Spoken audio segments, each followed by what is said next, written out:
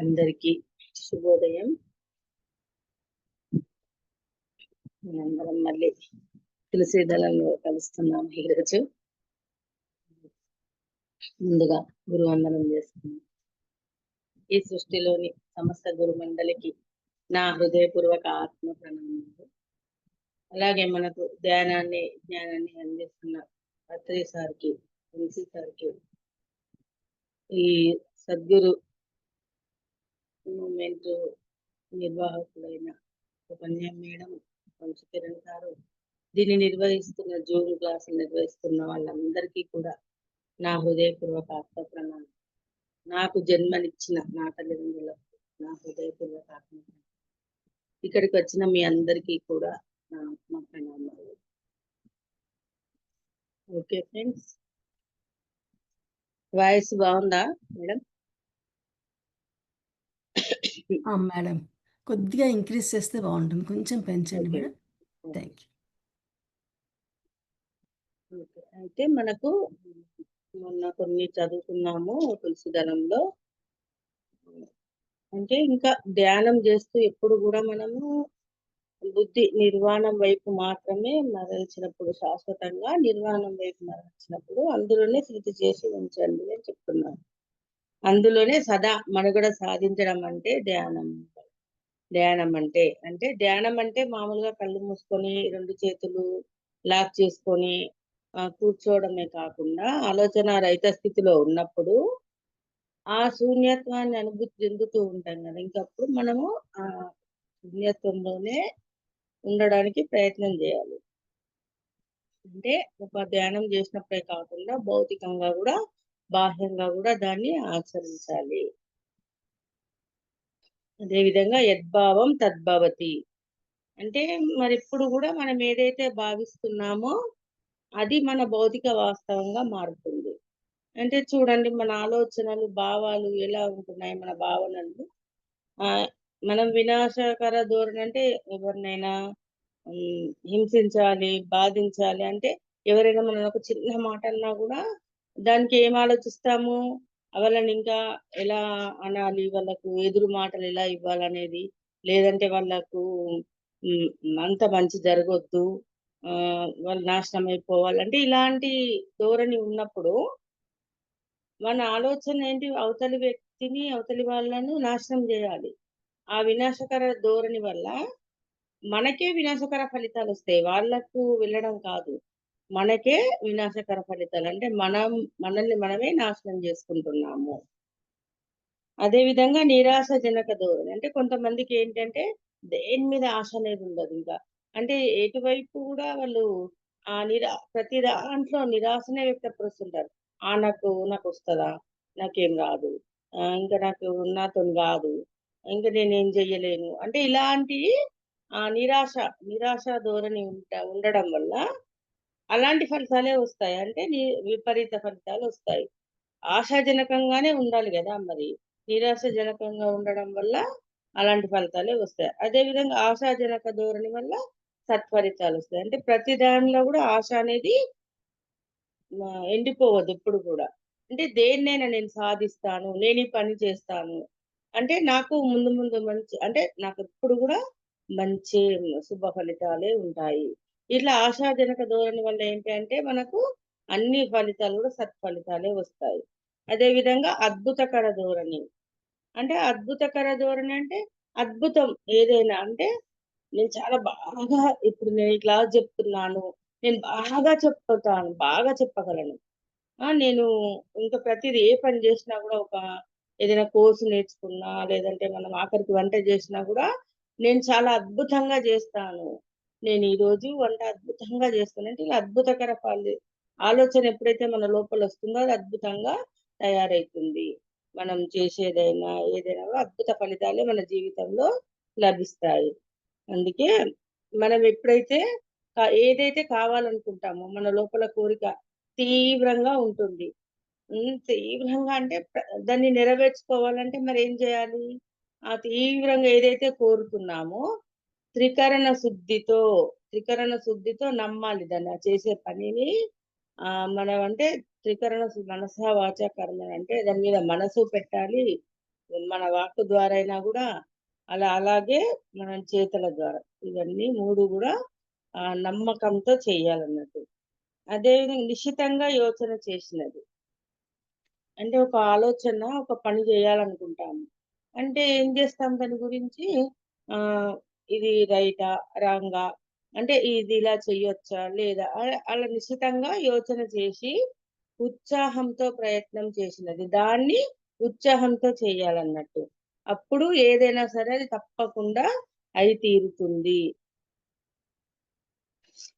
అంటే మన తీవ్రంగా వాంఛించినది, త్రికరణ శుద్ధితో నమ్మినది, నిశితంగా యోచన చేసినది, ఉత్సాహంతో ప్రయత్నం చేసినది ఏదైనా సరే అది తప్పనిసరిగా అయి తీరుతుంది. అదేవిధంగా ఏకైక సత్యం. ఏకైక సత్యం ఏంటి? మన వాస్తవాన్ని మనమే సృష్టించుకుంటున్నాం. ఇది ఏకైక సత్యం. అదే విధంగా ఉద్ధరేదాత్మనాత్మానం ఆత్మానం అవసాదయేత్ ఆత్మైవ హ్యాత్మానో బంధుః ఆత్మైవ రిపురాత్మనః అని భగవద్గీతలో చెప్తున్నారు గదా! అంటే మనలని మనమే ఉద్ధరించుకోవాలి. కానీ అంతేకాని మనల్ని మనము పతనం చేసుకోరాదు. అంటే ఎప్పుడు గూడా మనము అన్నిట్లో ఆశాజనకంగానే ఉండాలి. నిరాశాజనక ధోరణి వద్దు. అదే విధంగా వినాశకర ధోరణి గూడా వద్దు. అందరికీ మంచి జరగాలనే ఆలోచన ఉండాలి. అందరికీ మంచే చేయాలి. అందరూ బాగున్నారని అంటే పాజిటివ్ దృక్పథంతోనే ఉండాలి. అలాంటప్పుడు ఇంకా మన ఆత్మను ఉద్ధరించుకోగలం. మన జీవితంలో గూడా మనం ముందుకెళ్తూ ఉంటాం. మనకు మనమే బంధువులం. మనకు మనమే శత్రువులం. మరి ఇదంతా తెలుసుకున్న తర్వాత నిజమే గదా! ఇప్పుడు మనం ఏదైతే ఏ విధంగా ఆలోచన జేస్తున్నామో అవే మన జీవితంలోకొస్తున్నాయి. మరి అలాంటప్పుడు మనము మనకు మనం బంధువులుగా ఉందామా? శత్రువులుగా ఉందామా? అంటే పాజిటివ్ థాట్స్ పెట్టుకొని పాజిటివ్ ఆలోచనలు జేస్తూ మన భావాలను మార్చుకుంటూ ఉంటే మరి మనమే బంధువులం గదా! ఇంకెవరు సహాయం చెయ్యరు. మనకు మనమే సహాయం చేసుకోగలము. మన తీవ్ర పురోగతికి గాని, మన మంద పురోగతికి గాని, లేక తిరోగతికి గాని సదా మనమే కారకులం. అంటే మనం ఎదగాలన్నా, కిందికి పడిపోవాలన్నా దేనికైనా గూడా మనమే కారణం. జీవిత పరమార్థం. ఈ జీవితం ఉన్నది దేనికి మరి? అన్ని వస్తువులని, అన్ని విషయాలను అనుభవించడానికి. అంటే చూడండి మరి అన్ని వస్తువులంటే ఇప్పుడు మనం ఈ ఫోన్ యూజ్ చేస్తున్నాము, కార్ యూజ్ చేస్తున్నాము, ఆ బండి యూజ్ చేస్తున్నాం. అంటే ఇలా ప్రతీదీ గూడా మనకు సౌకర్యంగా ఎక్కడ ఏది అవసరమో ఆ వస్తువుని వినియోగించుకుంటున్నాం. అదే విధంగా మరి అన్ని విషయాలను అనుభవించడానికి, మరి జీవితంలో ఉన్న విషయాలన్నిటిని అనుభవించడానికే గదా! ఈ జీవితం తెచ్చుకుంది. ఇంకా సకల కళలను, సకల విద్యలను అభ్యసించడానికి. అంటే ఒక పెయింటింగ్ గావచ్చు, డాన్స్ గావచ్చు, సంగీతం అంటే ఎవరికి ఏది ఇష్టమో సకల కళల్ని అభ్యసించొచ్చు. సకల విద్యలను గూడా నేర్చుకోవచ్చు. ఇంకా ఆధ్యాత్మిక శాస్త్రం గురించి పూర్తిగా క్షుణ్ణంగా తెలుసుకోవడానికి. ముఖ్యంగా ఆత్మశక్తులను శక్తి మేరకు సంతరించుకోవడానికి. అంటే ఆత్మశక్తులనంటే మరేం జేయాలి? మనం ధ్యానం జేస్తే మనకు శక్తొస్తుంది. అందుకే ధ్యానం జేయాలి. ఇంకా జీవిత పరమార్థాలు 4 ఏంటి అంటే భుక్తి, విషయానందం ద్వారా, రక్తి, కళలు, ఆటలు, పాటల ద్వారా. అంటే చూడండి మరి ఇప్పుడు మనం ఏదైనా ఆహ్, తినాలి అంటే నాకిది ఇష్టము. నేనిది ఈరోజు ఈ బ్రేక్‌ఫాస్ట్ జేసుకుంటాను. నేను ఈ బజ్జీ తింటాను. అదే విధంగా నేను ఒక పాయసం జేసుకుంటాను. అంటే ఇలా తినే విషయాలు గానీ, చూసే విషయాలు గానీ అంటే మనకు సౌందర్యంగా అందంగా ఉన్న వాటిని విషయానందం. విషయానందం ద్వారా వాటితో ఆనందం పొందుతున్నాం. రక్తి అంటే మరి కళలు అంటే ఆటలు, పాటలు, మ్యూజిక్ గాని అంటే ఇలా వాటి ద్వారా. ముక్తి అంటే ఆధ్యాత్మిక విజ్ఞానం ద్వారా. అంటే మరి ఆధ్యాత్మిక విషయాలు వినడము, చెప్పడము, చదవడము, పుస్తకాలు చదవడం వీటన్నిటి ద్వారా ఆధ్యాత్మిక విజ్ఞానాన్ని సంపాదిస్తాం. దాని ద్వారా ముక్తి వస్తుంది. శక్తి దేని ద్వారా వస్తుంది? యోగ సాధన ద్వారా. ఎప్పుడైతే ధ్యానం చేస్తూ ఉంటామో మనకు శక్తి అనేది వస్తుంది. త్రివిధ ఆనందాలు. ఇవి 3 రకాలు. త్రివిధ ఆనందాలంటే 3 రకాలు. ఏంటి విషయానందం, భజనానందం, బ్రహ్మానందం. అంటే ఇప్పుడు ఇప్పటిదాకా మనం భుక్తిగా చెప్పుకున్నాం గదా! విషయానందము అదే అన్నట్టు. అంటే అన్నమయ కోశం ద్వారా విషయానందం పొందుతాము. మనోమయ కోశం ద్వారా భజనానందం పొందుతాం. అదేవిధంగా విజ్ఞానమయ, ఆనందమయ కోశాల ద్వారా బ్రహ్మానందం పొందడం కోసం.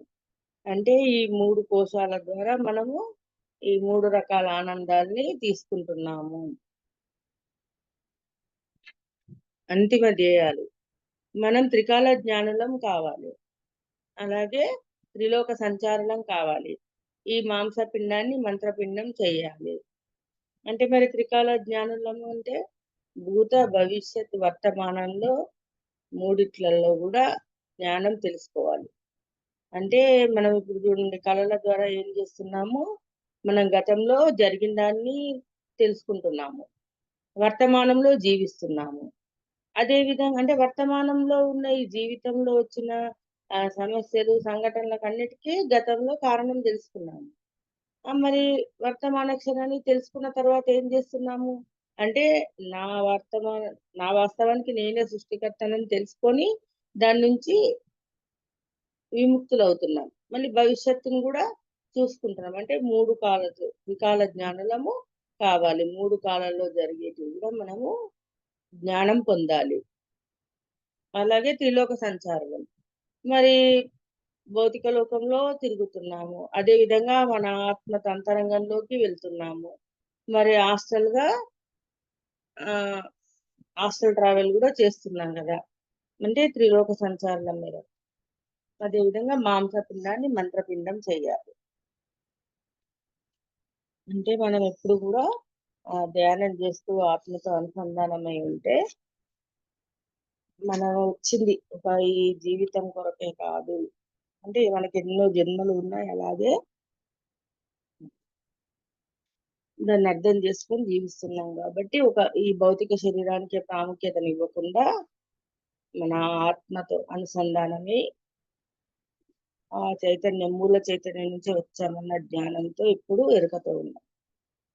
ప్రతి వ్యక్తి జీవితం యొక్క అంతిమ ధ్యేయాలు. ఇవన్నీ జన్మ పరంపరలో ధ్యానం ద్వారా సుసాధ్యాలు. అంటే ధ్యానం జేయడం ద్వారానే మనం శక్తిని పొందుతున్నాము. అదే విధంగా ఆత్మ ధ్యానాన్ని తెలుసుకోగలుగుతున్నాం. అంటే ఆ విన్న దాన్ని గాని, చదివిన దాన్ని గాని మన బుర్రలోకి ఎక్కించుకోగలుగుతున్నాం.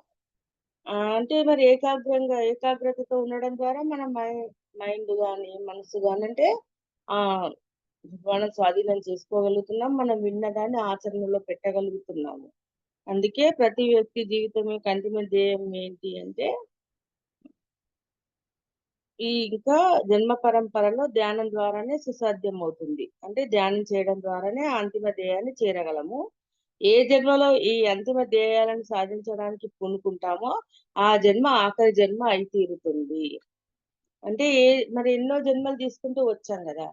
మరి ఏ జన్మలో అయితే మనము ఈ అంతిమ ధ్యేయాలు సాధించడానికి ఆహ్, ప్రయత్నాలు జేస్తామో, వాటి కొరకే పని జేస్తామో, అప్పుడు ఆ జన్మ ఆఖరి జన్మ అవుతుంది. యద్భావం తద్భవతి. యా మతిః సా గతిర్భవేత్. అంటే మన మతి ఎలా ఉంటుందో మన గతి కూడా అలాగే ఉంటుంది. అంటే మన బుద్ధిలో ఇప్పుడు మతి అంటే ఏంటి మరి మన మైండ్‌లో మనం ఏవైతే ఆలోచనలు పెట్టుకుంటామో, ఏ ధ్యేయాలైతే అంటే నేను ఈ పని చేయాలి అని ఒక లక్ష్యంగా, ఒక ధ్యేయంగా పెట్టుకొని దాన్ని ముందుకు సాగుతూ మన జీవితాన్ని తీసుకెళ్తే, ఆ దీక్షతోనే సాధన కొనసాగించినప్పుడు అది తప్పకుండా నెరవేరుతుంది. మరి నాకిది కావాలి అని ఒక కోరిక కోరుతాము. మనం ఏ ప్రయత్నం జేయము. దాన్ని సాధించడానికి ఎలాంటి ప్రయత్నం జేయము. అదెలా వస్తుంది? మన కళ్ళెదురుగా ప్రత్యక్షమవుతుందా? కాదు గదా! అందుకే ఏదైనా మనం ఒక లక్ష్యం, ఒక ధ్యేయం పెట్టుకున్నప్పుడు దాన్ని సాధించడానికి దీక్షగా సాధన చేయాలి. అంతిమ ధ్యేయాలు లక్ష్యాలుగా పెట్టుకుందాము. ఈ జన్మను ఆఖరి జన్మ చేసుకుందాం. మరి అవన్నీ జరగాలంటే ఏం జేయాలి? రోజు తప్పనిసరిగా ఒక గంట ధ్యానం జేయాలి. ఒక గంట స్వాధ్యాయం జేయాలి. ఒక గంట సజ్జన సాంగత్యం చేయాలి. ఇంకా మిగతా సమయంలో సంతోషంగా ఉంటూ అంటే మన అన్ని కోణాల్లోనూ గూడా మన జీవితాన్ని సంతోషంగా అనుభవించాలి. అక్షరాభ్యాసం. ప్లస్ క్షరం అక్షరం. క్షరం కానిది అక్షరం. క్షరం అంటే నశించేది. అక్షరం అంటే నశించనిది అని అర్థం. చైతన్యం అంటే నేను అనే ఆత్మ పదార్థం. చైతన్యం అన్నదే అక్షరం. అంటే ఆ ఆత్మ పదార్థం ఇప్పుడు మూల చైతన్యం అని చెప్పుకున్నా, పరమాత్మ స్వరూపము అంతటా ఉన్నది మరి ఆత్మ స్వరూపము. మరి అదే నశించనిది కదా! అక్షరం అంటే చైతన్యం, నశించని వస్తువు. మనం చేతనామయ ఆత్మలం అన్న సత్యాన్ని ఎప్పుడూ అభ్యాసంలో ఉంచుకోవడమే అక్షరాభ్యాసం అన్నమాట. అంటే అక్షరం అంటే మరి ఆత్మ అని చెప్తున్నాము. ఆత్మ పదార్థం అని. మరి దాన్నెప్పుడు మనము ఎరుకలో ఉంచుకోవడమే అక్షరాభ్యాసం అన్నట్టు. అంటే ప్రతి నిమిషము, ప్రతి క్షణం గూడా నేను ఆత్మను, పరమాత్మ స్వరూపాన్ని, ఆ మూల చైతన్యంలోని ఒక భాగాన్ని అని గుర్తుంచుకోవడం. సదా గుర్తుంచుకోవడమే అక్షరాభ్యాసం. అక్షరాభ్యాసం అంటే అక్షరాన్ని అభ్యాసం చేయడం. అంటే ఇప్పుడు అక్షరాభ్యాసం అక్షరాన్ని అభ్యాసం చేయడం అంటే ఆత్మ అనే అక్షరం అంటే ఆత్మ అని చెప్పుకున్నాం. ఆత్మ పదార్థం అని. దాని గురించి మనం దైనందిన జీవితంలో, భౌతిక జీవితంలో మనం ఆ ఆత్మ పదార్థం గురించి అభ్యాసం చేయడం. అంటే ప్రతి క్షణం గూడా ఇప్పుడు నేను ఆత్మనంటే నేనెక్కడి నుంచొచ్చాను, నా గత జన్మనేంటి అది ఎరుకలో ఉంచుకోవడం ద్వారా అంటే మనం ఈ జన్మలో చేయాల్సింది. ఈ శరీరం తీసుకొని ఈ జన్మలో మనం ఏ ప్రణాళికతో వచ్చామో అదెప్పుడు గూడా మర్చిపోకుండా గుర్తుంచుకుంటే ఇంకా బాగా జీవించగలము. అందుకే ధ్యానం ద్వారానే అక్షరాభ్యాసం అన్నది జరుగుతుంది. ధ్యానంలో జరిగే ఆత్మానుభవ కృషియే అక్షరాభ్యాసం. అంటే ఏం చేస్తున్నాం మరి ధ్యానంలో మనం ఆత్మతో అనుసంధానం అవుతున్నాం. అంటే దాన్ని ఆ అనుభవం ద్వారా తెలుసుకుంటున్నాం గదా! ఇప్పుడు మనం గత జన్మల్లో మన కళల ద్వారా మనం చూసుకున్నప్పుడు ఏంటి మనం తెలుసుకున్నాం గదా! ఈ ఆత్మ అంటే అనేక జన్మలు తీసుకుంది. ఈ శరీరం ఒకటే కాదు. అనేక శరీరాలు ఉన్నాయి. మనం అనేక శరీరాల్లో జన్మలు తీసుకుంటూ వచ్చామని జెప్పి మనం అనుభవం ద్వారా తెలుసుకున్నాం గదా! అంటే ఇంకా తెలుసుకున్న దాన్ని హ్మ్. ఆచరణలో పెట్టడం. అదే విధంగా అక్షరాభ్యాసానికి ఏంది ఆది ఉంది. కానీ అంతం లేదు. అంతం అనేది ఉంటుందా? లేదు గదా ఫ్రెండ్స్. అక్షరాభ్యాసానికంటే ఎప్పుడైతే మన ఆత్మ అనే సత్యం తెలుసుకొని దాన్ని ఇంకా అనుభవపూర్వకంగా తెలుసుకోవడానికి ప్రయత్నం చేస్తూ ఉన్నామో, ఇంకా అంతం అనేది లేదు దానికి. ఆధ్యాత్మికత అంటే అనుక్షణ అక్షరాభ్యాసమే. మరి ఆధ్యాత్మికత అంటే అనుక్షణం గూడా అక్షరాభ్యాసమే. ఎవరి సాధన వారిదే. అక్షరాభ్యాస దివ్యక్షేత్రంలో. అంటే మరి ఎవరి సాధన వారిదే గదా! ఎవరెంత చేసుకున్నారో అంత ఫలితాన్ని పొందుతారు. ఎవరెంతగా ఆచరిస్తున్నారో అంత ఫలితాన్ని పొందుతారు. ధ్యానం చేయడం గాని, మన గుణాన్ని మార్చుకోవడము, మన ప్రవర్తనని మార్చుకోవడం, మన పాజిటివ్ థాట్స్ ఇవన్నీ మన చేతిలోయే గదా! అంటే ఎవరెంతగా వాటిని ఆచరిస్తున్నారో, అదే విధంగా వాటి ఫలితాన్ని పొందుతారు.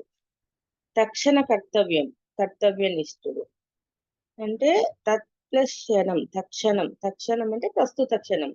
మనం వర్తమాన క్షణం అంటాం గదా! ప్రస్తుత క్షణం. కర్తవ్యం అంటే అనివార్యంగా చేయవలసింది. అంటే కర్తవ్యం అన్నప్పుడు ఏంటి కంపల్సరీగా అది చెయ్యాలి. అది మన బాధ్యత. మన కర్తవ్యం. అంటే ప్రతి క్షణంలోనూ చేయగలిగినవి ఎప్పుడూ ఎన్నో ఉంటాయి. కానీ చేయవలసింది వాటిల్లో ఎప్పుడూ ఒకటే. అంటే చూడండి ఇప్పుడు ఈ క్షణం ఏం జేస్తున్నాము? నేను ఈ బుక్ చదువుతున్నాను. ఇప్పుడు సంధ్య మేడం జూమ్ ఆన్ జేసి ఇప్పుడు క్లా మెడిటేషన్ జేయించి రికార్డ్ జేస్తున్నారు. మీరందరూ గూడా ఇప్పటిదాకా మెడిటేషన్ జేసుకున్నారు. క్లాస్ వింటున్నారు. అంటే ఇలా ప్రతి క్షణంలోనూ మనం జేయాల్సినవి ఎన్నో ఉంటాయి. కానీ ఎప్పుడు జేయాల్సింది మాత్రం ఒకటే. అదేంటి అనేది చెప్తున్నారన్నట్టు. వర్తమానంలో చేయగలిగిన అనేక వాటిల్లో అనివార్యంగా చేయవలసిన దానిని క్షణంలో గుర్తించి, మరి మరుక్షణంలో ఆ పనిలో సంపూర్ణంగా నిమగ్నం అయి ఉన్నవాడే సరియైన కర్తవ్యనిష్ఠుడు. అంటే చూడండి వర్తమానంలో ఇప్పుడు ప్రస్తుత క్షణంలో చేయగలిగిన అనేక విషయాలున్నాయి. అనేక విషయాలున్నా గూడా అందులో ఫస్టు ఈ క్షణం జేయాల్సిందేంటి అని మరుక్షణంలో అంటే ఆ క్షణం జారిపోతుంది గదా! ఈ క్షణం జేయాల్సిందేంటో మరుక్షణంలో గుర్తించి, ఆ పనిలో సంపూర్ణంగా నిమగ్నమై ఉన్నవాడు సరియైన కర్తవ్యనిష్ఠుడు. అంటే అర్థమైందా ఫ్రెండ్స్? ఇప్పుడు నేను క్లాస్ చెప్తున్నాను. అంటే దీనిలో ఇది నేను చెప్పాలి. ఇప్పుడు నేనేం జెప్తున్నాను, నేను ఈ పదాలు ఒక సెంటెన్స్ చదువుతున్నాను. దానిలో ఏముందనేది దాన్ని హ్మ్.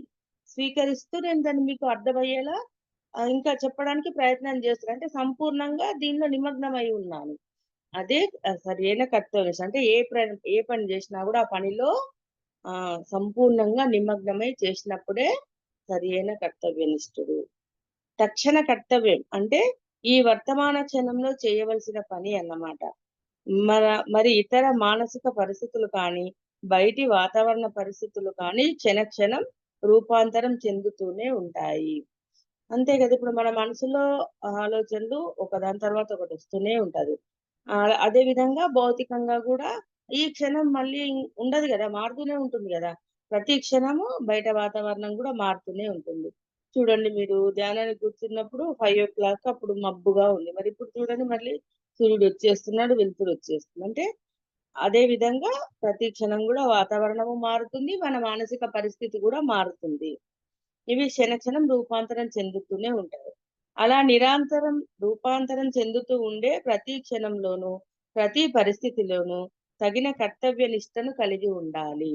అంటే ఇప్పుడు ప్రతి క్షణం రూపాంతరం చెందుతుంది. మరి అలాంటప్పుడు ప్రతి క్షణం గూడా మనం ప్రతి పరిస్థితిలోనూ గూడా ఆ క్షణంలో మనం ఏం జేయాలి? ఆ పని మీదనే దృష్టి ఉంచాలి. కర్తవ్య నిష్టను కలిగి ఉండాలి. నడిచేటప్పుడు నడవాలి. తినేటప్పుడు తినాలని చెప్తారు. అంటే కానీ నడుస్తున్నాం గదా! అనుకుంటే నడుస్తూ ఎన్నో రకాల ఆలోచనలు జేస్తాము. మన మనసుని ఎక్కడ పెడుతున్నాం? మన ధ్యాసనంతా వేరే విషయాల పైన పెడుతున్నాం. వాకింగ్‌కెళ్తారు. వాకింగ్‌కెళ్తూ గూడా ఎన్నో విషయాలు ఆలోచిస్తూ ఉంటారు. అదే విధంగా తింటున్నప్పుడు గూడా టీవీ పెట్టుకొని తినడము, సీరియల్ చూస్తూ తినడము, లేదంటే ఇంకా ఫోను మాట్లాడుతూ తినడము. ఇలా బాగా అంటే మన ధ్యాసనంతా వేరే విషయాల మీద పెడుతున్నాము. తినడం మాత్రం తింటున్నాం. నడవడం నడుస్తున్నాం గానీ, విష మన ధ్యాసంతా వేరే విషయాల మీదుంది. అలా చెయ్యొద్దు. మన ధ్యాస నడిచేటప్పుడు ఆ నడకని ఎంజాయ్ జేయాలి. అడుగు తీసి అడుగు వేసేటప్పుడు ఆ కింద ఏముందనేది చూస్తూ నడవాలి. తినేటప్పుడు మనం ఏం తింటున్నాం, మనకెంత అవసరము అంతవరకు వేసుకొని తినాలి. అంటే దాని మీదనే ధ్యాస ఉంచాలి. చేతిలో ఉన్న పనిని వదిలి మనస్సు ఒక్క క్షణమైనా పరధ్యాసలో ఉండరాదు. ఏ పని జేస్తున్నా, ఏ పని జేస్తున్నా సరే ఒక్క క్షణం గూడా మన ధ్యాస వేరే విషయాల మీదకి మళ్లించొద్దు. చేస్తున్న విషయం మీదనే దృష్టి పెట్టాలి. మరి ఇదంతా ఎలా జరుగుతుందంటే దివ్య జ్ఞాన ప్రకాశం ద్వారానే మన వర్తమాన ధ్యాస స్థితమవుతుంది. ఎప్పుడైతే మనం దివ్య జ్ఞాన ప్రకాశం చెందుతామో అప్పుడే మన వర్తమానంలో ఏం చేయాలనే దాని మీద దృష్టి నుంచి సరిగ్గా పనిచేస్తామన్నట్టు. పరధ్యాస రహిత స్థితే వర్తమాన ధ్యాస స్థితి. అంటే ఎప్పుడైతే ఇవి ఇతర విషయాల గురించి ఆలోచించడం మానేస్తామో అప్పుడే వర్తమాన ధ్యాస అనేది నిలుస్తుంది. వర్తమాన ధ్యాస ఉన్నప్పుడే నిత్య జాగరూకుడవుతాడు. నిత్య జాగరూకుడే తక్షణ కర్తవ్యనిష్ఠుడు కాగలడు. తక్షణ కర్తవ్యనిష్ఠుడే అద్భుత ప్రగతిని సాధించగలడు. చూడండి. అంటే దివ్య జ్ఞాన ప్రకాశం పొందడము ఏం చెప్పుకున్నాం? దివ్య జ్ఞాన ప్రకాశం అంటే మన గురించి మనము అంటే మనమేంటి? మనం ఎవరము? ఎక్కడి నుంచొచ్చాము? ఇవన్నీ తెలుసుకోవాలి. ఎందుకోసం పుట్టాము? ఈ జన్మ ఎందుకొరకు తీసుకున్నాము? ఏ ప్రణాళికతో వచ్చాము? ఈ జన్మలో మనం ఏం చేయాల్సిందుంది? అవన్నీ మన ఈ జనన మరణ చక్రం ఇదంతా ఎలా తిరుగుతుంది? జీవితంలో జరిగే సంఘటనలు ఎలా వీటి గురించి అన్నీ తెలుసుకున్నప్పుడు దివ్య జ్ఞాన ప్రకాశాన్ని పొందుతామని చెప్పారు కదా! అదే విధంగా మరి ఆ దివ్య జ్ఞాన ప్రకాశం ద్వారానే ఈ వర్తమాన ధ్యాస అనేది స్థితమవుతుంది.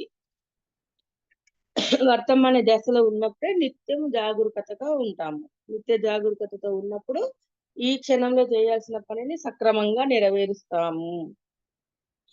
అంటే తక్షణ కర్తవ్యనిష్ఠుడు కాగలడు. తక్షణ కర్తవ్యనిష్ఠుడైనప్పుడే అద్భుత ప్రగతిని సాధిస్తాడు. ప్రజల్పరాహిత్యం. మనిషి శారీరకంగా గాని, మానసికంగా కానీ, ఆధ్యాత్మికంగా కానీ హీన స్థితి నుంచి ఉన్నత స్థితికి పోవాలి అంటే కావలసిన తప్పనిసరి గుణమే ప్రజల్పరాహిత్యం. అంటే మనం చూడండి శారీరకంగా గూడా మనకు అంతకుముందు చాలా అంటే ఆహ్, అనారోగ్యాలున్నాయి. బా మానసికంగా అంటే ఎన్నో కష్టాలు, బాధలు, దుఃఖాలు ఇవన్నీ అనుభవించాం. మరి ఆధ్యాత్మికంగా తెలుసుకున్న తర్వాత ఏంటి వాటన్నిటి నుంచి విముక్తిని పొందుకున్నాం. మనల్ని మనం మార్చుకుంటున్నాం. ఇంకా మనం ఈ ఉన్న స్థితి నుంచి ఉన్నత స్థితికి ఎదగాలి. ఇప్పుడు అంతకుముందేంటి హీన స్థితిలో ఉన్నాము. ఎప్పుడూ శరీరం గురించి ఆలోచిస్తూ, మన బాధలు, మన సమస్యలు, మన దుఃఖాలు వాటి గురించి ఆలోచించాం. ఎప్పుడైతే మనకు ఆత్మజ్ఞానం తెలుసుకున్నామో, కనీసము ఆ 24 గంటలు, ఒక గంటనైనా ఇటువైపు పెడుతున్నాము. 2 గంటలైనా ఇటువైపు పెడుతున్నాము. అంటే అది గూడా వాళ్ళ వాళ్ళ స్థితిని బట్టి, వాళ్ళు ఏదైతే సాధన జేస్తారో దాన్ని బట్టి వాళ్ళకు దక్కుతుంది. మరి ఈ ఉన్నత స్థితికి పోవాలంటే ఏం జేయాలి? కావాల్సిన గుణమేంటి? ప్రజల్పరాహిత్యం. ప్రజల్పం అంటే అసందర్భపు ప్రేలాపన. పనికిరాని మాటలు మాట్లాడడం. అవన్నీ మానేయాలన్నట్టు. అంటే అందుకే చెప్తారు గదా! పత్రి సార్ ఫస్ట్ చెప్పిందేంది మనకి? No comment, no judgement, no complaint. అంటే ఇతరుల గురించి అనవసరపు మాటలు మాట్లాడకుండా చాడీలు చెప్పడం గానీ, వాళ్ళ గురించి జడ్జ్ జేయడం గానీ, అంటే వాళ్ళిలా, వీళ్ళలా అని జెప్పి అంటే అవన్నీ మనకు అవసరం లేదు. అందుకే పనికిరాని మాటలు మాట్లాడడం మానుకోవాలి. ప్రజల్పరాహిత్యం అంటే పనికిరాని మాటలు లేకపోవడం అన్నమాట. అప్పుడు దేహం యొక్క సహజ ప్రాణశక్తిని కోల్పోము. ఎప్పుడైతే మనం అనవసర అసందర్భ ప్రేలాపన జేస్తూ ఉంటామో, మన శక్తిని కోల్పోతాము. ప్రజల్పం అన్న దానిని సంపూర్ణంగా కట్టిపెట్టాలి. ప్రజల్పమే మనిషిని తినివేసే క్యాన్సర్ వ్యాధి. నోట్లోంచి ఒక అనవసరపు మాట కూడా రాకూడదు. అప్పుడు బోలెడంత శక్తిని మనలో కూడగట్టుకోవడం జరుగుతుంది. చూడండి. అంటే దాన్ని సంపూర్ణంగా కట్టిపెట్టాలి. అంటే ఇతరుల గురించి అనవసరపు మాటలు వాళ్ళ గురించి ఆలోచించడం, మాట్లాడడం జేయొద్దు. అంటే దాని ద్వారా శక్తిని పోగొట్టుకుంటున్నాం. మరెప్పుడైతే ఆ మాటలు మాట్లాడకుండా ఉంటామో, మన శక్తిని కూడదీసుకుంటాం. అందుకే చూడండి మౌనంగా ఉండాలి అంటే, మౌన దీక్ష తీసుకుంటే నోటితో మాట్లాడడమే గాదు, మన మనసును గూడా కట్టేయాలి. అంటే ఆలోచనలు గూడా పరధ్యాస ఉండరాదు. ఇతరుల గురించి గానీ, వాళ్ళ చేస్తున్న విషయాల గురించి గానీ. అంటే చూడండి ప్రతి ఒక్కరికి గూడా ఎవరైనా ఎదురుగా ఒక వ్యక్తిని జూశామంటే చాలు, ఫస్ట్ ఏంటి మన మనసులోకొచ్చేది ఒక ఆలోచన తలుక్కున మెరుస్తుంది. ఇతడు అందంగా ఉన్నాడని గాని, తెల్లగా ఉన్నాడని గాని, లావుగా ఈ ఫస్ట్ శరీరం గురించి చూడగానే ఆ వ్యక్తిని చూడగానే అలా అనుకుంటాం. ఇంకా అతనితో మాట్లాడుతున్నప్పుడు, చేస్తున్నప్పుడు వాళ్ళు వాళ్ళెలా అంటే ఎలిజిబులు అంటే ఎంతవరకు అంటే ఒక అంచనా ఏస్తాం. అంటే అవన్నీ కూడా అవసరం లేదు. అంటే అందరం గూడా ఆ పరమాత్మ స్వరూపులమే. అందుకే అనవసరంగా మన శక్తిని కోల్పోవద్దు. ప్రజల్ప రాహిత్యం అన్నది మౌలిక ఆధ్యాత్మిక సాధన. వాక్క్షేత్రం మీద సరియైన పట్టు సాధించాలి. వాక్క్షేత్రం సదా శాస్త్రీయంగా కుదింపుగా ఉండాలి. ఆ విధంగా ఆదా చేయబడిన ప్రాణశక్తే మన శారీరక, మానసిక పరిపుష్టికి, ఆధ్యాత్మిక శుద్ధతకు, బుద్ధి వికాసానికి, ఆత్మ పరాకాష్ఠకు క్రమక్రమంగా దోహదపడుతుంది. అంటే ఈ ప్రజల్పరాహిత్యం అనేది మెయిన్ మూల సూత్రం ఆధ్యాత్మిక సాధనలో. అంటే మనం మాట్లాడే మాట మీద ఎప్పుడైతే మనం పట్టు సాధిస్తామో, ఇంకప్పుడు మనకు చాలా చాలా ప్రాణశక్తి అనేది ఆదా అవుతుంది. అంటే ఒక క్లాస్ చెప్తున్నప్పుడనే కాదు ఫ్రెండ్స్. మన జీవితంలో గూడా మన పిల్లలతో గానీ, మన భర్తతో గానీ, భార్యతో గానీ, అత్తమామలతో గానీ, అంటే ఎవరితో ఏం మాట్లాడతాం మాట మీద పట్టు సాధించాలి. మనకు తెలియకుండానే ఎన్నో సార్లు మనము పొరపాటుగా మాట్లాడడం జరుగుతుంది. కొన్నిసార్లు ఆవేశాన్ని ఆపుకోలేక, కొన్నిసార్లు అంటే రకరకాల ఆలోచనలు జేయడం ద్వారా అంటే అందుకే వాటన్నిటిని గూడా మన అదుపులో ఉంచుకోవాలి. ఆ విధంగా పట్టు సాధించినప్పుడు మనకు ప్రాణశక్తి అనేది ఆదా చేయబడుతుంది. మరి ఆ ప్రాణశక్తి ద్వారా శారీరకంగా, మానసికంగా మనం పుష్టిగా ఉంటాము.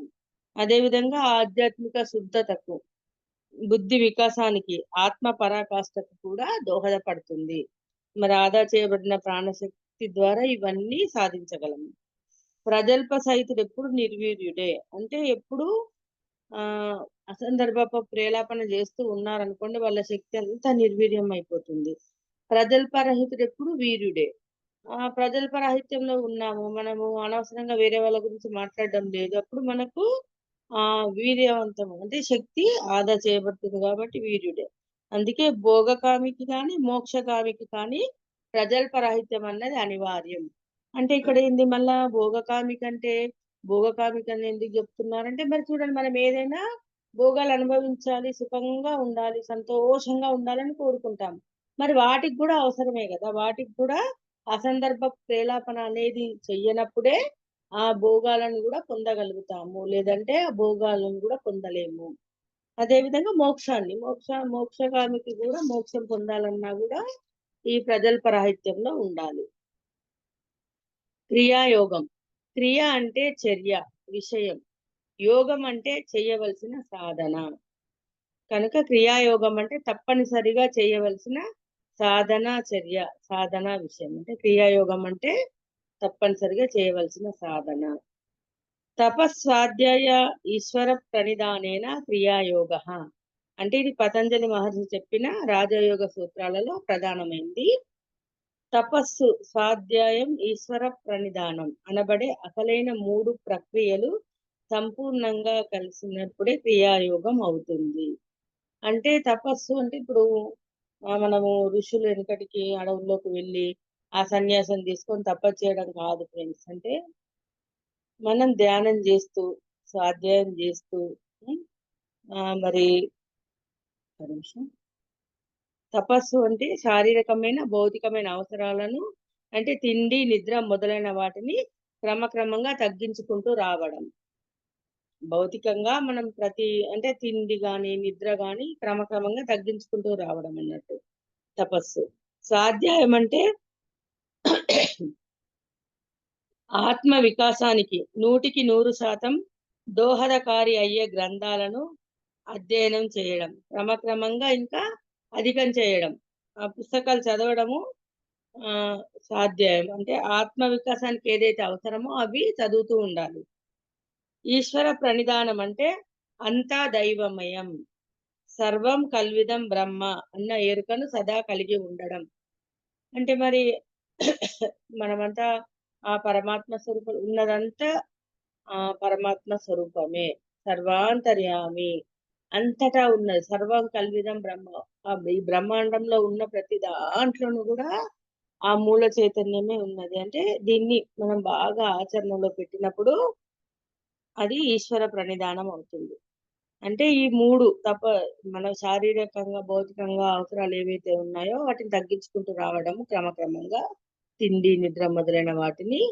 అదే విధంగా స్వాధ్యాయం చేయడం పుస్తకాలు చదువుతూ. అంటే ఆత్మ వికాసానికి ఏదైతే సహాయం చేస్తుందో 100% సహాయం చేసే పుస్తకాలను చదవాలి. మరి ఎప్పుడు అంతా దైవమయమే, సర్వం కల్విదం బ్రహ్మ అనే ఎరుకను కలిగి ఉండడం ద్వారా ఈ 3 చేయడం ద్వారా మనకు క్రియాయోగం అనేది అలవడుతుంది.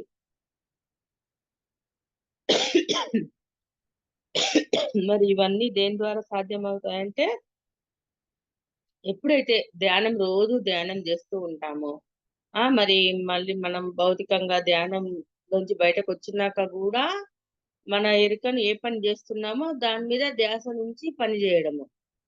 ఇవన్నీ చేసినప్పుడే ఈ మూడిటిని గూడా సాధించగలము. లేదంటే ఇంక వేరే మార్గం అనేది లేదు. అన్యదా శరణం నాస్తి అని జెప్తుంది. అయితే స్వాధ్యాయం. ధ్యానం అన్నది ఎంత ముఖ్యమో స్వాధ్యాయం అన్నది గూడా అంతే ముఖ్యం. అంతకన్నా ముఖ్యం. ధ్యానం చేయడం ఎంత ముఖ్యమో స్వాధ్యాయం జేయడం గూడా అంతకన్నా ముఖ్యం. ధ్యానుల అనుభవాలు పుస్తక రూపం పొందినప్పుడు అవి అన్నింటికన్నా ఉత్కృష్టమైన గ్రంథాలు అవుతాయి. ఆ గ్రంథాలను చదవడం అన్నది చాలా చాలా ముఖ్యం. అంటే ఇప్పుడు ధ్యానుల అనుభవాలు రాస్తున్నారు చూడండి పుస్తకాలు తీసుకుంటే మనము వాళ్ళు ఎవరైతే వాళ్ళు తెలుసుకున్నారో వాళ్ళ అనుభవ జ్ఞానంతో తెలుసుకున్నారో వాళ్ళు దాన్ని పుస్తకంలో పెడుతున్నారు అక్షర రూపంలో. మరి వాళ్ళ అనుభవాలే గదా! ఇప్పుడు మనం అనుభవాలు వింటూ ఉన్నాం. ధ్యానుల అనుభవాలు గూడా ప్రతి ఒక్కరిది వినాలి, వినాలి అని జెప్తారు గదా! పత్రి సారు. అదే విధంగా ఈ పుస్తకాలు రాసిన వాళ్ళందరూ గూడా వాళ్ళ అనుభవాల్ని జోడించి రాశారు. అందుకే అవి ఉత్కృష్టమైన గ్రంథాలవుతాయి. వాళ్ళ అనుభవాలు పుస్తక రూపం పొందినప్పుడు అంటే ఇది సృష్టించడం గాదు. ఇప్పుడు కథలు రాయడము, సినిమా కథలు రాయడము, నవలలు ఇవన్నీ అవి వేరు ఫ్రెండ్స్. ఇప్పుడు ఆధ్యాత్మిక పుస్తకాల్లో ఏంటి అంటే వాళ్ళ అనుభవం ద్వారా ఏదైతే తెలుసుకున్నారో దాన్ని పుస్తక రూపంలో పెడుతున్నారు. అందుకే ఈ గ్రంథాలు చదవడం చాలా ముఖ్యం. స్వాధ్యాయం మనిషి యొక్క 4వ శరీరాన్ని అంటే విజ్ఞానమయ కోశాన్ని శుద్ధి చేస్తుంది, అభివృద్ధి చేస్తుంది. అంటే స్వాధ్యాయం ద్వారా మన విజ్ఞానమయ కోసం అభివృద్ధి చెందుతుంది. ఇందులో స్వాధ్యాయంలో భాగంగా కొన్ని పుస్తకాలు మనకు పత్రిసారి తులసిదళంలో ప్రిపేర్ చేశారన్నట్టు. ఒక యోగి ఆత్మకథ. ఇది శ్రీ యోగానంద పరమహంస గారు రాశారు. ఇది మహత్తరమైన పుస్తకం. ఆటోబయోగ్రఫీ ఆఫ్ ఏ యోగి. ఇది తెలుగులో ఒక యోగి ఆత్మకథ. మహాతర్ బాబాజీ గురించి చెప్పిన పుస్తకం. మహాతర్ బాబాజీ అంటే ఈ భూమిని పర్యవేక్షిస్తున్న పరమ గురువుల్లో అగ్రగణ్యుడు. మనందరికీ తెలుసు మహాతర్ బాబాజీ గురించి. అంటే ఆయన ఏంటి మరి మనకు చాలా మంది మన ఎదురుగా కనబడట్లేదు, భౌతిక శరీరంతో లేరు వాళ్ళు. కానీ ఈ ప్రపంచాన్ని నడిపించడానికి ఈ భూమి మీద అన్ని ఎలా జరుగుతున్నాయి, పర్యావరణం గాని, ప్రకృతి ద్వారా ఏమైనా నష్టాలు వాటన్నిటిని మార్చడానికి యుద్ధాలు వచ్చినా అంటే వీటన్నిటిని కూడా మార్చడానికి గురువులు కృషి చేస్తూ ఉంటారు. అదే విధంగా మహాతర్ బాబాజీ కూడా ఒకరన్నట్టు. ఈ భూమిని పర్యవేక్షిస్తున్న పరమ గురువుల్లో అగ్రగణ్యుడు, మొట్టమొదటివాడు. ఈ పుస్తకంలో ముఖ్యంగా యుక్తేశ్వర్ గారి పునరుత్థానం అనే అధ్యాయం మొత్తం పుస్తకానికే తలమానికమైనది. చనిపోయిన తర్వాత శ్రీ యుక్తేశ్వర్ గారు సశరీరులుగా తిరిగి వచ్చి శ్రీ యోగానంద గారికి మరణానంతర జీవితం గురించి వివరించి చెప్పిన అద్భుత అధ్యాయం. అంటే ఇంకా ఏంటి అంటే ఇక్కడ యుక్తేశ్వరు గురూజీ అని అతను అంటే మళ్ళీ జన్మించడం, జన్మ తీసుకోవడం ఇదంతా కూడా అందులో ఉందన్నట్టు. అంటే ఈ యుక్తేశ్వర్ గారు చనిపోయిన తర్వాత మళ్ళీ సశరీరంతో తిరిగి వస్తాడట. అప్పుడు యోగానంద గురువుకు మరణానంతర జీవితం గురించి బోధిస్తాడన్నట్టు. ఈ ఉపయోగి ఆత్మకథలో ఈ విషయం ఉన్నది అని చెప్తున్నారు. ఉపయోగి ఆత్మకథ పుస్తకం చదివినవాడు నిస్సంశయంగా జిజ్ఞాసుగా వెంటనే మారి తీరుతాడు. అంటే ఈ పుస్తకం చదివిన వాడు ఏంటి జిజ్ఞాస అంటే ఇంకా తెలుసుకోవాలి, ఇంకా జ్ఞానం తెలుసుకోవాలనే జిజ్ఞాసలో ప్రయాణిస్తాడు. హిమాలయ యోగులు. హిమాలయ యోగులు అనేది స్వామి రామ గారు రాశారు ఆయన అనుభవాలతో. ఇతను కూడా అసమానమైన యోగ పుస్తకం ఈ పుస్తకం. ఇది living with the Himalayan masters అని ఇంగ్లీష్ లో ఉంది. తెలుగులో హిమాలయ యోగులుగా ఆ ఒక డాక్టర్ అంటే వివి బాలకృష్ణ గారు ఆయన స్వర్గస్థులయ్యారు. కర్నూలు స్పిరిచువల్ సొసైటీకి చెందిన వారు అన్నట్టు. ఇతను living with the Himalayan masters ని హిమాలయ యోగులుగా తెలుగులోకి అనువదించారు. హిమాలయ పర్వత శ్రేణుల్లో ఉన్న పరమ గురువుల విశిష్ట యోగ సిద్ధుల గురించి, వారి అపార జ్ఞాన సంపద గురించి స్వామి రామ స్వానుభవాలు యథాతథంగా ఉన్న పుస్తకం. అంటే ఇప్పుడు మనం చెప్పుకుంటూ ఉంటాం కదా, హిమాలయాల్లో తపస్సు చేస్తూ ఉంటారు చాలా మంది సాధువులు, సన్యాసులు అని. వాళ్ళందరి గురించి అదే విధంగా అక్కడ వాళ్ళ పరమ గురువులందరూ వాళ్ళు సాధన చేస్తూ వాళ్ళు ఏదైతే సిద్ధులు పొందారో వాళ్ళ ఆ జ్ఞానం గురించి కూడా ఇందులో రాసిందంట. స్వామి రామ గారు తన స్వానుభవంతో తెలుసుకుని యథాతథంగా దానిలో ప్రచురించారు ఆ పుస్తకంలో. ఆధ్యాత్మిక లోకానికి స్వామి రామ చేసిన ఎనలేని సేవగా ఆచంద్ర తారార్కం నిలిచిపోతుంది. ఇది హిమాలయ యోగులు అనే పుస్తకము. ఆయన living with the Himalayan masters అని ఇంగ్లీష్ లో రాశారు కదా. అంటే ఇంకా ఇది కంపల్సరిగా అందరు చదవాల్సిన పుస్తకము. యోగ సాధకులు తప్పక చదవాలి. ఇంకా లెక్కలేని ఆధ్యాత్మిక పాఠాలను నేర్పిస్తుంది ఈ పుస్తకం చదవడం ద్వారా అని చెప్తున్నారు పత్రిసారి. అదే విధంగా సంభోగం నుంచి సమాధి వైపు. సంభోగం అన్నది భౌతిక ఆనందాలలో పరాకాష్ట. అయితే దానికన్నా పరమమైనది ధ్యాన సమాధి స్థితిలో పొందబడే ఆత్మపరమైన శాశ్వతమైన బ్రహ్మానందం. అంటే చూడండి ఇప్పుడు చాలా మంది ప్రతి ఒక్కరికి అది సంభోగం అనేది పెళ్లి చేసుకోవడము, భార్యాభర్తలు కాపురం చేయడము అది సహజము. అయితే ఇదేంటి ఒక భౌతిక శరీరం, భౌతిక ఆనందాలలో పరాకాష్ట అది. కానీ ఆత్మపరంగా ఏంటి శాశ్వతమైన బ్రహ్మానందం మనకి దానికంటే మించింది కూడా ఎక్కడ దొరుకుతుందంటే ధ్యానం సమాధి స్థితిలో మనకు ఆ బ్రహ్మానందాన్ని పొందగలుగుతాము. అయితే అందుకే తెలుసుకోవాల్సిన సత్యం ఏంటంటే సంభోగం అనేది చూడండి ఇప్పుడు మన బ్రహ్మకుమారిస్ దాంట్లో అంటే పెళ్లిళ్ళు చేసుకోవద్దు, కాపురాలు చేయొద్దు, సంసారం చేయొద్దు అని చెప్తారు. అంటే ధ్యానానికి అది అడ్డొస్తుంది. కానీ అది ఎంత మాత్రం కాదు. సంభోగం అన్నది భౌతిక శరీరానికి సంబంధించింది. ఆ ధ్యాన సమాధి స్థితి అనేది దానికి అస్సలు అడ్డు రాదు. ఇది ఆత్మపరంగా మనం ధ్యానంలో కూర్చున్నప్పుడు ఆ సమాధి స్థితిని పొందినప్పుడు బ్రహ్మానందాన్ని పొందుతాము. అంటే ఆ సంభోగం అనేది ఎంత మాత్రం సమాధికి అడ్డు కాదు. మానవుడు కేవలం సంభోగానందం అభిలషిస్తున్నాడే కానీ పరమానందకరమైన ధ్యాన సమాధి స్థితిని కోరుకోవడం లేదు. అంటే మనుషులందరూ ఇప్పుడేంటి తెలియదు. వాళ్ళకు ఆత్మజ్ఞానం తెలియదు. ధ్యానం గురించి తెలియదు. ఎలా ఉంటారు మరప్పుడు? కేవలం ఆ కోరికల కోసము ఒకరికొకరు భార్యాభర్తలను ప్రేమించుకోవడము అంటే అదంతా తప్పు కాదు. కానీ ఎప్పుడైతే ఆత్మజ్ఞానం తెలుసుకుంటాడో ధ్యానం చేసిన వారికి ఏంటి ఆ పరమానందకరమైన స్థితిని అనుభవం పొందినప్పుడు అంతకు మించిన స్థితి ఇందులో ఉంది అని మళ్ళీ మళ్ళీ మనం ఏం చేస్తున్నాము? మనం ధ్యానంలో కూర్చోవాలి. ఒకసారి ధ్యానంలో కనెక్ట్ కాకపోతే శూన్యంలోకి వెళ్ళకపోతే ఏమో అరే ఈరోజు ధ్యానం మంచిగా చేయలేదు. నేను ధ్యానంలో కనెక్ట్ కాలేదనుకుంటున్నా. అంటే ధ్యానం ద్వారా ఏం జరుగుతుంది? ఆత్మతో అనుసంధానం అవుతున్నాం. మన ఆత్మతో అనుసంధానం అయినప్పుడు మన లోపల ఆత్మ లోపల ఉన్న కోరిక ఏదైతే ఉందో ప్రశాంత స్థితిని పొందుతున్నాము. ఆ బ్రహ్మానంద స్థితిని పొందుతున్నాము. అందుకే ఈ పరమానందకరమైన ధ్యాన సమాధి స్థితిని తెలియని వాడేంటి కేవలం శరీరానికే ప్రాముఖ్యతనిస్తాడు. తెలిసిన వాడు ఈ సమాధి స్థితిని కోరుకుంటాడు. అందుకే అందరూ విధిగా ధ్యానం ద్వారా దివ్య జ్ఞాన ప్రకాశం ద్వారా జన్మ పరమార్థమైన జ్ఞాన సమాధి స్థితిని కూడా పొంది తీరాలి. అంటే మరి కరెక్టే గదా! ఫ్రెండ్స్. ఇప్పుడు ఏంటి మరి జన్మ పరమార్థం ఏంటి? జన్మ ఎందుకు తీసుకున్నాము? అంటే ఇంకా నేను నేర్చుకోవాలి. నేను అంటే గత జన్మలో ఎన్నో తప్పులు చేశాను. వాటన్నిటి నుంచి నేను ఇంకా ఈ జన్మ ఎందుకు తీసుకున్నాము? వాటిని మార్చుకోవడం కోసం. అరే! వాళ్ళకప్పుడు నేను అంత హింస కలిగించానే, అంత బాధనిచ్చానే, ఆ బాధను తొలగించాలి. వాళ్ళకి సంతోషాన్నివ్వాలి నేను. నన్ను నేను మార్చుకోవాలి. నా గుణాల్ని మార్చుకోవాలి. అని మళ్ళీ మనం ఈ జన్మలో ఏంటి నేను ఆ తప్పులు ఎందుకు చేశాను? అని మళ్ళీ ఈ జన్మలో మళ్ళీ అది కుటుంబాన్ని తెచ్చుకోవడము, వ్యక్తుల్ని తెచ్చుకోవడము, మన ప్రణాళికనే అదంతా. అంటే ఇదంతా గూడా మళ్ళీ ఈ ధ్యానం చేస్తూ, జ్ఞానాన్ని తెలుసుకుంటూ, సమాధి స్థితిని పొందినప్పుడే ఆ జన్మ పరమార్థాన్ని చేరుకుంటాము. అందుకే జ్ఞాన సమాధి స్థితిని తప్పకుండా పొంది తీరాలి ప్రతి ఒక్కరు కూడా.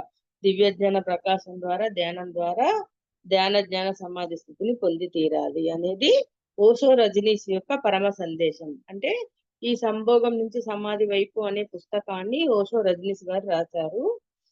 ఇది ఆయన పరమ సందేశం ఈ పుస్తకంలో అని చెప్పాడు. అంటే ఇంకా from sex to super consciousness అని తెలుగులో అనువదించబడిన మొట్టమొదటి అద్భుత ఓషో రజనీష్ పుస్తకం. అంటే ఇంగ్లీష్‌లో ఆ పేరు సంభోగం నుంచి సమాధి వైపు అని తెలుగులో పెట్టారన్నట్టు. ఇంకా ఓషో రజనీష్ గారి గురించి కొన్ని మాటలు చెప్పారు. Osho what a great master. Rajneesh పుస్తకాలు చదివితేనే జీవితం. అవే వినోదం, మహా వినోదం. అవే ఆనందం, మహా ఆనందం. అవే జ్ఞానం, మహా విజ్ఞానం. అంటే ఆ ఓషో రజనీష్ రాసిన పుస్తకాలు చదివితే చాలా అతను గ్రేట్ మాస్టరు. అవి చదివితే మన జీవితము వినోదం కంటే మహా వినోదంగా మారుతుంది. ఇప్పుడు ఆనందంలో ఉన్నాం ఇంకా మహా ఆనందంగా ఉంటాము. ఈ జ్ఞానంలో ఉన్నాం ఇంకా మహా విజ్ఞానాన్ని పొందుతాము. ఆ పుస్తకాలు చదవడం ద్వారా అని చెప్తున్నారు. ప్రపంచంలో ఉన్న ఎందరెందరో జ్ఞానుల గురించి, వారి సహజ జీవిత విధానాల గురించి, దివ్య ధ్యానానుభవాలను గురించి, పరిధి లేని ఆత్మ వికాసం గురించి, వేల కొద్ది చిరు జ్ఞాన కథలను, చిన్ని చిన్ని కథానికలను ఉదహరిస్తూ నభూతో నభవిష్యతి అన్న విధంగా సుమారు 650 పుస్తకాల్లో విస్తృతంగా విశ్లేషించిన అద్భుత జ్ఞాని ఓషో రజనీష్. అంటే ఎందరెందరో జ్ఞానులు ప్రపంచంలో ఉన్న జ్ఞానుల గురించి వాళ్ళ సహజ జీవిత విధానం అంటే వాళ్ళు ఎలా జీవించారు.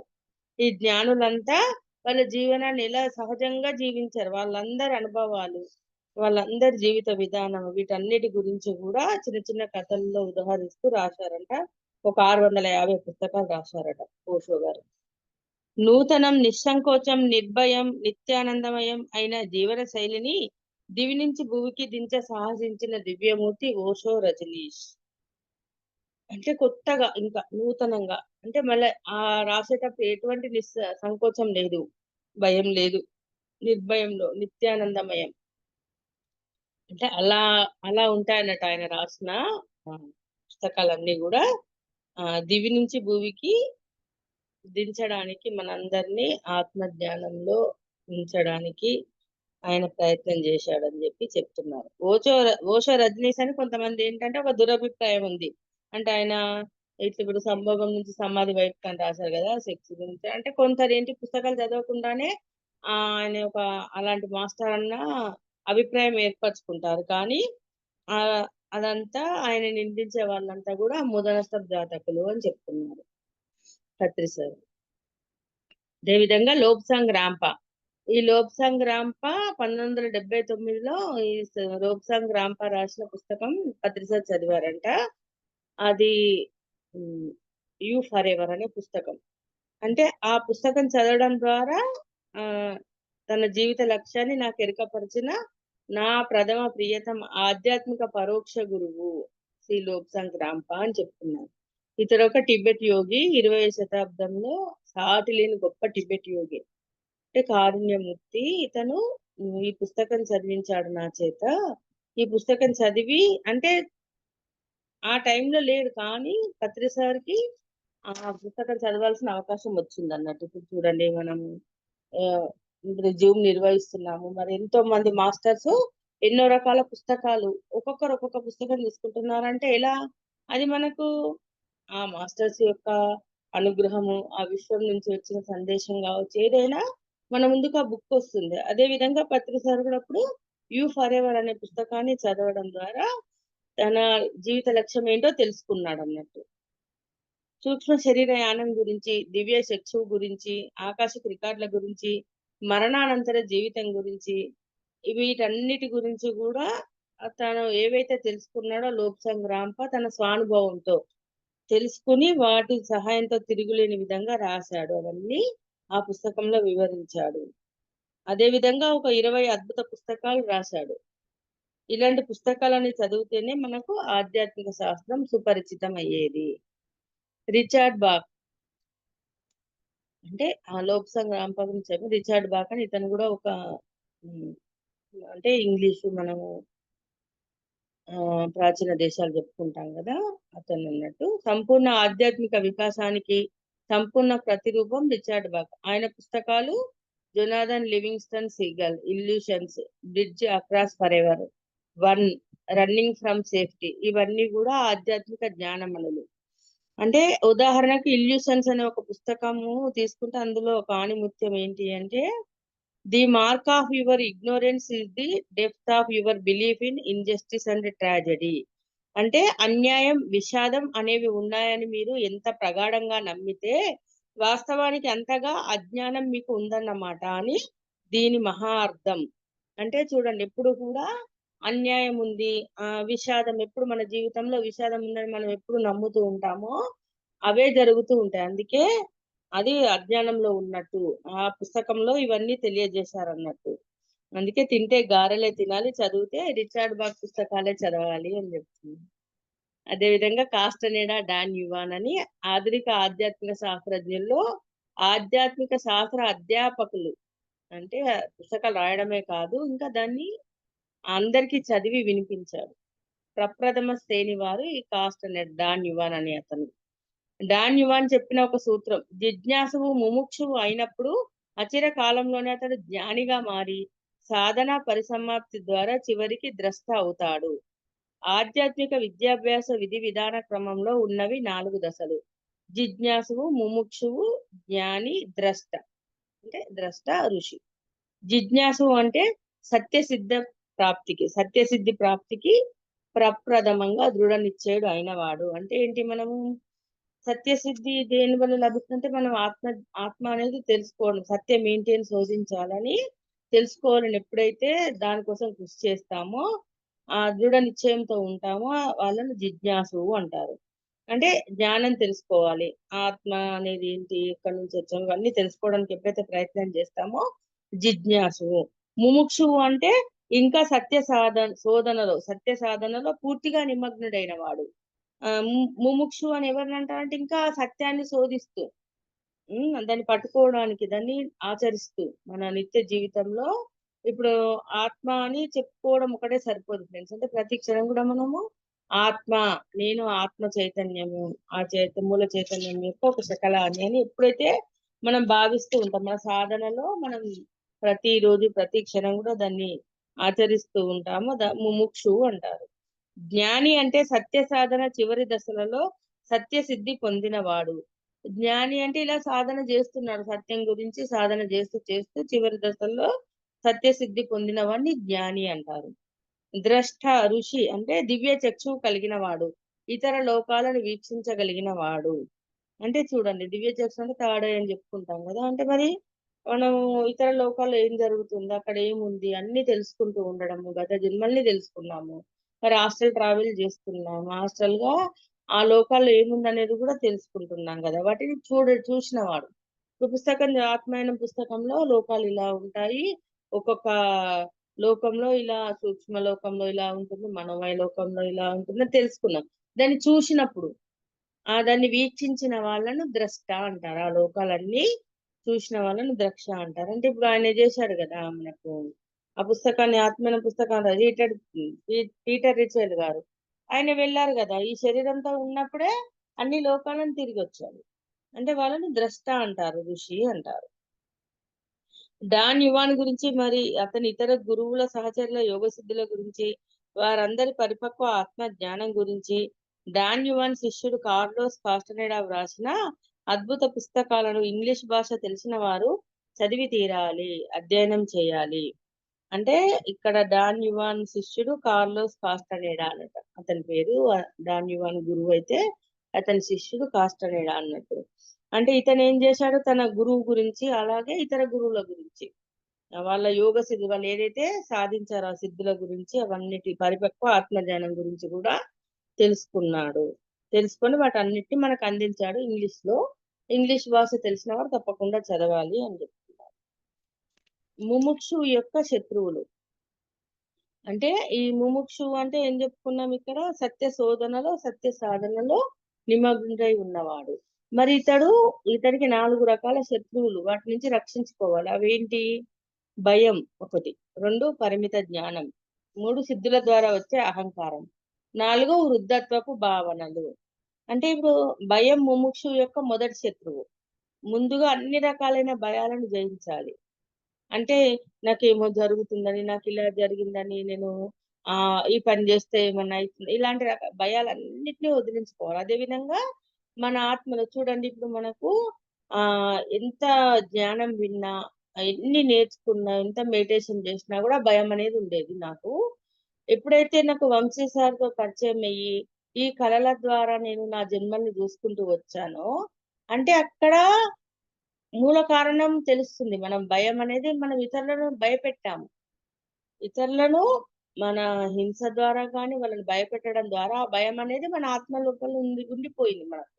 అందుకే మళ్ళీ ఈ జన్మలు ఇప్పుడు అవి చూసుకున్న తర్వాత, అంటే అబ్బా! నిజంగా వాళ్ళని అంత భయపెట్టాం కదా, వాళ్ళని అప్పుడు మళ్ళీ క్షమించమని మనం మనస్ఫూర్తిగా వేడుకొని, మనం కర్మయోగ ధ్యానం అయితే ఏదైతే చేస్తున్నామో వాటి ద్వారా మళ్ళీ భయాన్ని తగ్గించుకున్నాను. అంటే మనం గత జన్మల్లో చేసిన పనులను చూసి వాటన్నిటిని మనము నిర్మూలన చేసుకుంటూ వస్తున్న ద్వారా భయం అనేది కూడా తగ్గిపోయింది.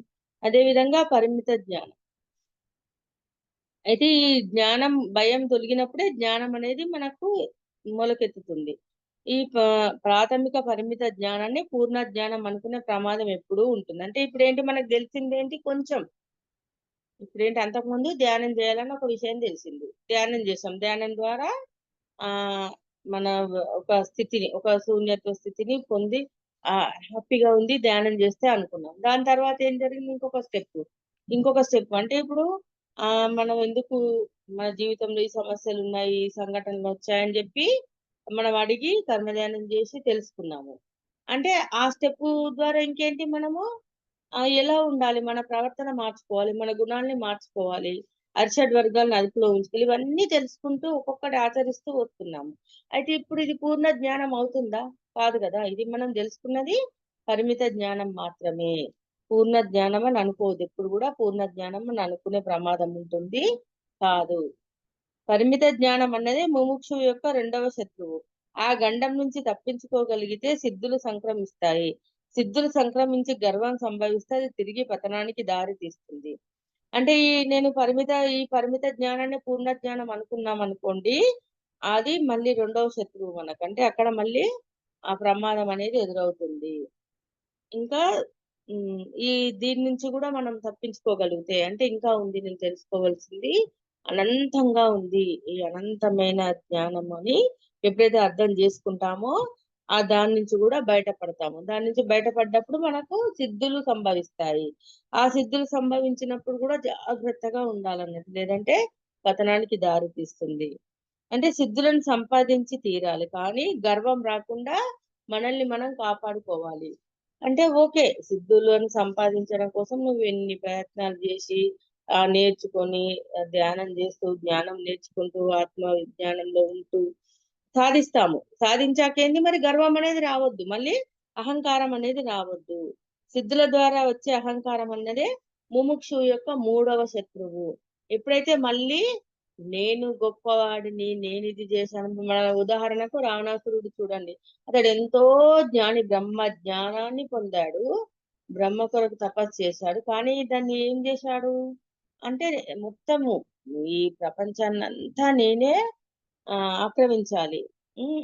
నేనే పాలించాలి. అందరూ నా చెప్పు చేతల్లో ఉండాలి. నేనే గొప్ప అని అతడు అహంకారం ద్వారా అతనికేం జరిగింది మరి? ఆఖరికి రాముడి చేతిలో చనిపోవాల్సొచ్చింది. అందుకే ఆ గర్వం అనేది రాకుండా సిద్ధులు వస్తే సిద్ధుల కొరకు ప్రయత్నం చేయొచ్చు కానీ దాని ద్వారా వచ్చే అహంకారాన్ని మాత్రం రానియొద్దు. అది ముముక్షువు యొక్క మూడవ శత్రువు. అది జయించిన తర్వాత కూడా చిట్ట చివరి వరకు అంటే జీవితంలో ఆఖరి శ్వాస తీసుకునే వరకు అలసట కంటే వృద్ధత్వ భావనలకు ఎప్పుడు లోను కారాదు. వృద్ధత్వపు భావన అనేది ఒకానొక ముముక్షువు యొక్క అంతిమ శత్రువు. అంటే చూడండి ఇప్పుడు అంటే వృద్ధత్వ భావన అంటే నాకు ఎంత ఏజ్ వచ్చింది. నేను ఇంకా ఈ పనులు చేయగలనా? నాకు ఇది చేత కాదు. అంటే ఇలాంటి భావనలు మన మనసులోకి రానియొద్దు. ఓకే. ఇప్పుడు చిన్నవాళ్ళున్నారు. మరి మనకంటే చిన్నవాళ్ళు మనం జేసినన్ని పనులు జేస్తున్నారా? లేదు గదా! అందుకే ఉద్ధత్వ భావన అనేది రానియద్దు. ఇది గూడా మనకు శత్రువే. అంతిమ శత్రువు. ముముక్షువు యొక్క అంతిమ శత్రువు. భయం, పరిమిత జ్ఞానం, సిద్ధులు సృష్టించే అహంకారం, వృద్ధత్వ భావనలు ఈ శత్రువులను నాలుగింటిని వరుస క్రమంలో చకచకా జయించాలి. ఆఖరి శ్వాస వరకు శత్రువుల బారి నుంచి రక్షించుకుంటూ ఉండాలి. ఇవన్నీ మనకు 4 శత్రువులు ముముక్షువుకి.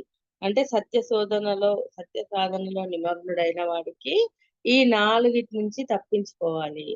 భయము, పరిమిత జ్ఞానము, సిద్ధుల ద్వారా వచ్చే అహంకారము, వృద్ధత్వ భావనలు ఇవి ఏమాత్రం గూడా మన దగ్గరికి రానియొద్దు. అప్పుడే మనం ఇంకా ముందుకెళ్తాం. సాధిస్తాము. మోక్షాన్ని పొందుతాం. Okay friends. ఈరోజుకు ఇక్కడితో ఆపేస్తున్నాను. నాకు ఈ అవకాశం ఇచ్చిన విశ్వానికి